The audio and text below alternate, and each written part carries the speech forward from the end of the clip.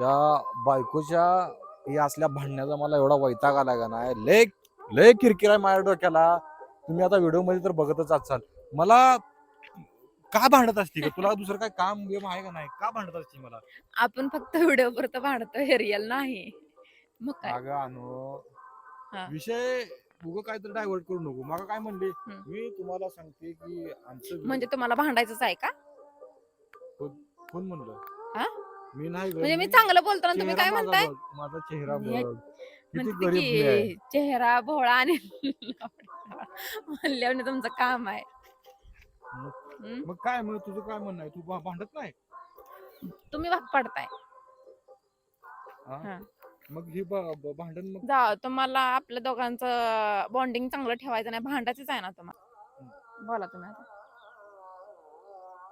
तर तुम्हाला वाटत असेल की ही नवरा बायको सारखं भांडते, ती रडलेल्या ते व्हिडिओ टाकते, ते तसं काही नाही.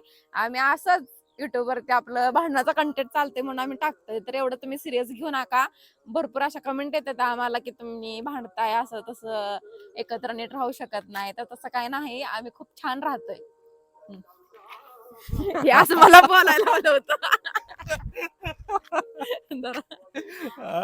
बंद करा. नाही नाही काय आहे, आणि शाब्दिक वाद विवाद आणि असा संवाद नवरा बायको मध्ये खेड्यातल्या खास करून ग्रामीण भागामध्ये असते.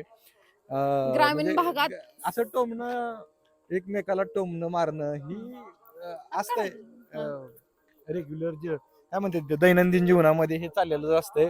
आणि तीच खरी मजा आहे खर तर या खेड्यातली. आणि असं दाखवण्याचा भांडणाशिवाय प्रयत्न संसार करतो. आळणी आहे.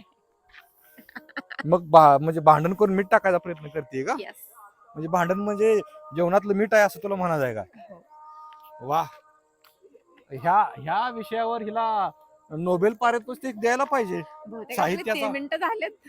नाही नाही, अजून बराच चला बस. अवधी बाकी आहे. बाय.